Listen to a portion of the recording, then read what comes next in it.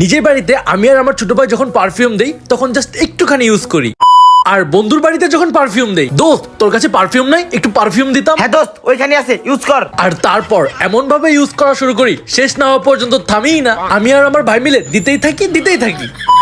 যখন আমরা নিজের বাড়িতে ড্রিঙ্ক খাই তখন আমরা এক ঢুক করেই খাই আর বলি এই হইছে আর খাওয়া যাবে না, এটা আবার কালকে খাবো, পরশুদিন খাবো, তারপরের দিন খাবো, তারপরের দিন খাবো।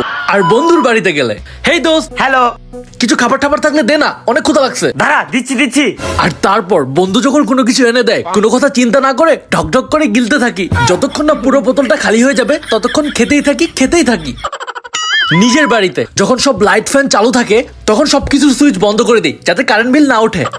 আর যখন বন্ধুর বাড়িতে যাই, দোস্ত রুমটা কেমন জানি অন্ধকার লাগতেছে, রুমে আর লাইট টাইট নাই। দোস্ত উপরে নিচে সব জায়গায় তো লাইট জ্বলতেছে, আর কতই লাগবে তোর? দোস্ত এই দেখ আমি লাইটের ব্যবস্থা করে ফেলেছি।